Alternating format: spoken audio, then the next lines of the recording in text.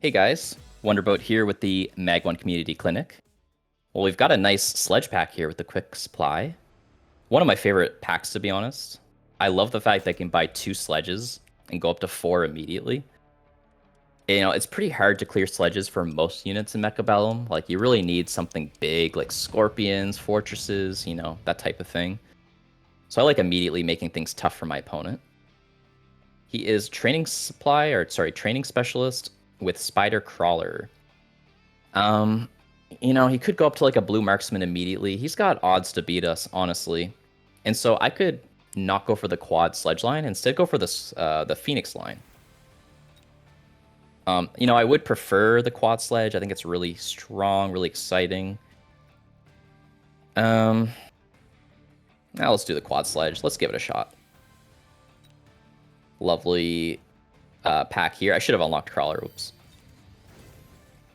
So we're sort of a mid-range board here, right? Like, we could have been higher up. So this gives us the ability to be a little bit more defensive if we feel like we can win a long-range battle, right? Like, say we get into, like, melters at some point. We can sort of, you know, never buy those quick-moving, low-range units.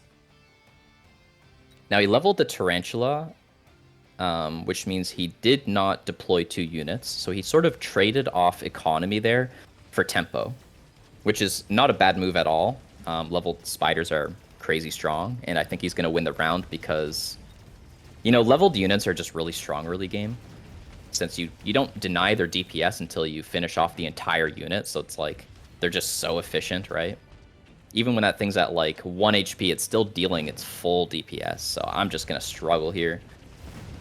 And I don't have a huge health pool either. Quick Supply is, of course, a high win rate specialist, so, you know, he's putting that pressure on. And, you know, we obviously need to identify a big lack of DPS here. And, you know, these reinforcements help a little bit. Like, sure, we got some snipers here, but, you know, snipers, those level 1 marksmen, not a lot. But I think I will take it. Like, it's just what my composition needs, right? Like, I don't need more chaff clear. I don't really like Void Eyes that much yet. I think they need a little bit more buffs. That's why I'm picking the marksman. Also because it's a long-range battle, honestly.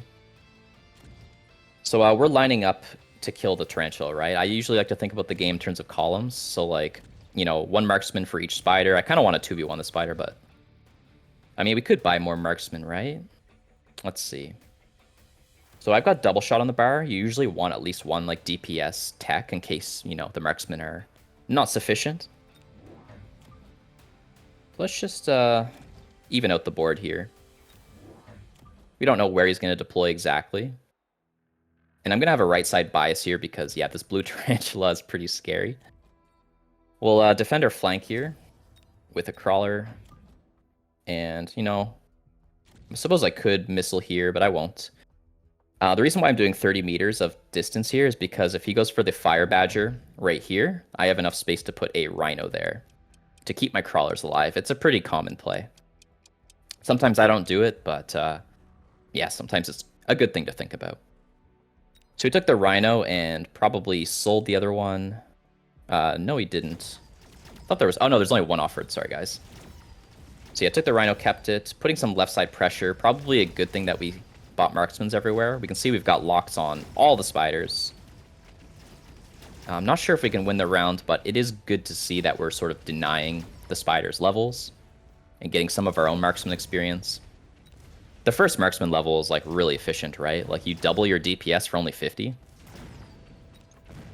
Pretty dang good. And yeah, I think we do get the round here. So really good moment of stabilization. You don't want to let those spiders get out of control. That is for sure. All right, so round 3. I don't really want speed here because most of my units are sort of medium to long range. And I think it's better on units that lack range. So he's probably kind of interested in it.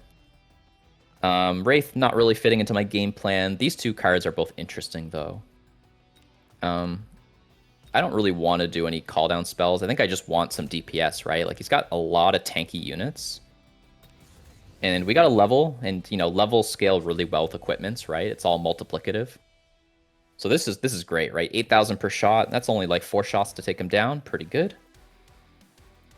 And yeah, let's finish off our marksman line, right? Like just have them everywhere.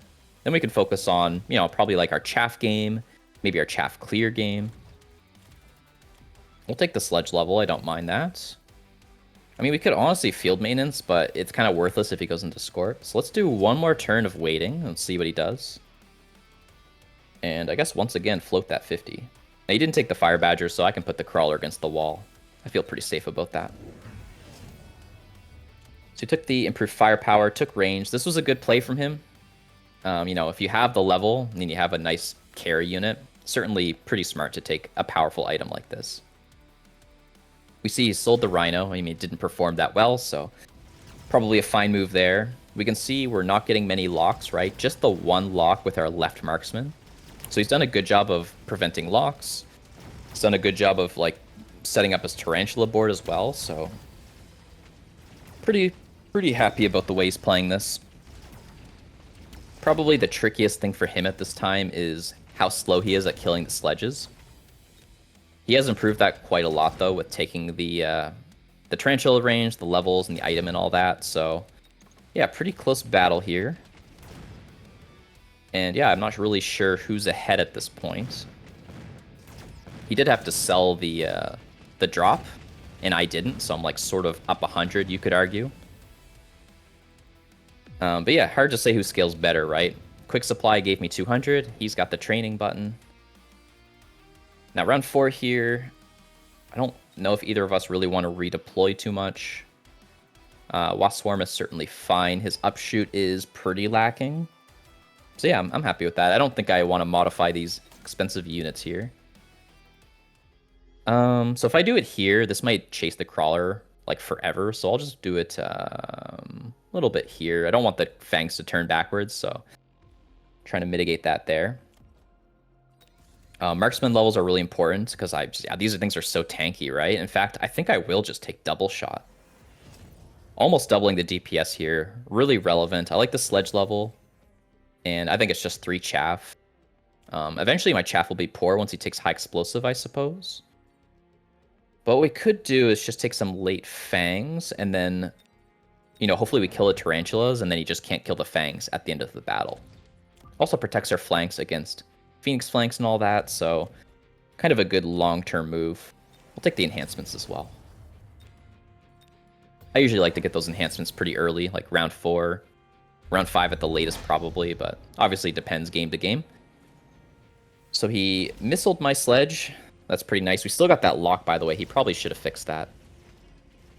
And he went for the wasp drop, but it didn't really defend him. Now, thankfully, Thankfully for him, we didn't get the tower. We chased a Crawler, so a bit unfortunate. Our late fangs could really help against his wasp, but I didn't really put them in the center, so we're actually getting kind of demolished at the center. 2 wasps on the tower is nice. Level 3 Tarantula. Man, he's making really good use of this training spec. We may have a DPS issue. I'm not sure. Like, we took double shot. I mean, we're probably fine. I think what we need to do is just make our chaff clear really, really strong. That way our marksmen can just get those early locks on the tarantulas. So let's think about that here. Round 5, we get unit reinforcements. This might help us out. So I think the balls are not good against the Scorpion drop and not really good against the high levels of the tarantulas. The Raiden is like sort of fine, but I consider it like a sniper unit, and I already have the marksman's filling that role. Maybe I'd take it if he had a bunch of sledges. I think he could take it to kill our sledges, so maybe we read that he takes Raiden. And the hounds, they're fine. Like, tarantulas are kind of good against them, but honestly, what we need is chaff clear. So I'm going to take them. And, like, honestly, this move here, it's bad for 1 round because the crawlers will kill it, but it's going to be good eventually. And if I really want, I could buy crawlers, right? Put them here so that I immediately get some crawler kills. Could be worth it. And then I'll have one in the middle because we kind of struggled in the middle. These marksman levels were clutch. You really want to get them all to level 2 ace as soon as possible. And now we have the question of, do we want like the sledge tech to clear chaff or do we want the hounds? I think I'm going to go for the hound range here. It's worthless up on the corners, but I think it's really useful in the main fight to sit behind the sledges. And then I'll just buy a couple more to, or one more, I suppose, to justify the fact that I took the range. Last thing we'll do here is we're going to make a bubble here. And the reason why I'm doing a bubble is because I like to buy bubbles when there's a lack of DPS in that area. Now, in this case, the Raidens are going to probably make it look bad, but the idea was that the Tarantulas would take quite a while to kill it. And I just want to get some tempo going. So another sad thing is that Raiden's kind of good at killing my Hound flank, but, I mean, at least we put the Crawler in front, right? Not the end of the world. Now, a big thing here is that we have aerial specialization on our marksmen, and this gives them priority with their targeting, right? If it's within 30 meters of the other closest thing, it can actually prioritize and go, or, like, not shoot the ground, but rather the air. And so this leaves us in a really good spot against the Raidens. As long as we can, like, kill the Tarantulas fairly quickly and the chaff in front, we're looking good. You know, on the flip side, Raiden is a fantastic carry that scales really well and counters my sledge. So, you know, I'm not saying his position is bad by any means. Once again, don't think speed is really what we're interested in. Acid and Nuke are both absolutely fine here. The problem is I don't think we get Nuke back, right? Like, will the game end? But, like, will I make it to round 11, basically? Not clear, so I'll skip. If he wants to nuke me, that's fine. I mean, I don't mind bubbling, but the Raidens are good against bubbles, so maybe not. So the problem is that if I level my sledges, they're still one shot by the Raidens. So yeah, the question is, do we aerial specialization our marks? Or do we try and improve our chaff clear with a bunch more hounds? Do we want, like, fang shields, but then we're sad if he goes high explosive tarantulas, right? So unclear. I think the main thing we're lacking is chaff clear, though. So I'm going to do one turn of white hounds. I don't think they need to be blue because he's pretty heavy in the fangs, right? And hounds one-shot fangs, whether they're level 1 or not. So we'll just spread them out. We're going to start doing the temporary buttons. We'll do the shield back again. I don't really mind it. And then we'll mech rage. I don't even know if we need the mech rage. Honestly, I think I'll take the aerial specialization. I think it's a little bit more important here. And yeah, we'll just bubble up our front line. That's mostly against Nuke, but also, honestly, I'm just kind of like feeling the tempo. And we'll temp speed. So he goes into chain. It's going to be really good against my hounds. Goes for the nuke, so the main thing we want here is for the bubble to live, right? Because then our units get protected, but I think he just has so much DPS with this level 3 Tarantula. Oh, actually. Nice. Alright. So we kept our marksman, which is kind of the big deal there.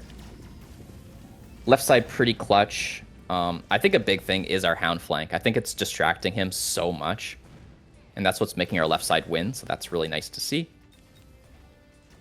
Now, him buying the nuke is obviously going to hurt his economy a lot. We didn't loan or anything like that. We just did, temp range, temp speed, and a bubble, 2 bubbles. So I think we came out a little bit ahead there. I don't think his nuke will come back either. Pretty timid around 7 here. A lot of gray cards. Wasp Swarm looks pretty good, I think.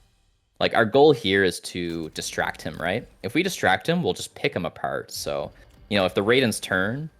It's so good, right? We'll just bully the tarantulas. The sledges will get more value. So let's start with these temporary buttons. I like doing things in order of priority. And I think that's basically it. So what do we need, right? I really want to keep on the tower pressure. I think that was a really nice part of how we won last round. And I guess one way to do that is to missile out his chaff, right? I'm just going to raise the camera here to help position these a bit better.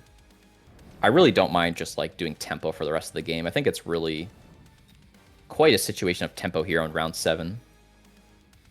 I don't mind keeping up the bubbles either. That prevents his missiles, and, you know, if they live, it's fantastic, so...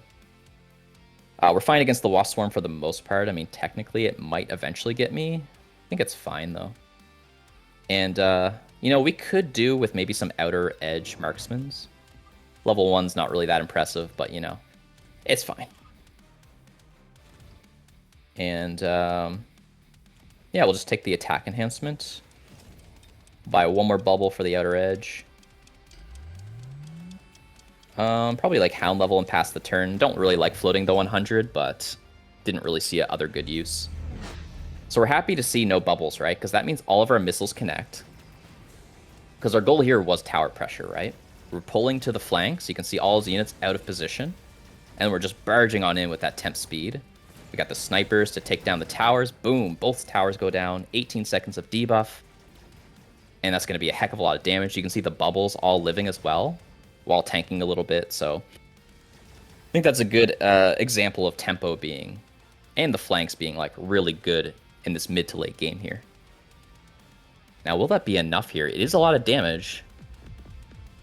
And indeed, very nice. Managed to close it out, and is good too, because he was getting into the giants, right?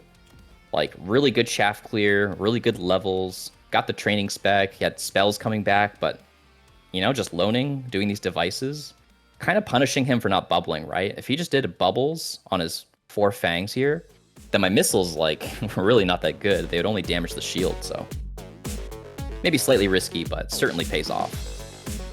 This has been Wonderboat with the Mag 1 Community Clinic. Thanks for watching.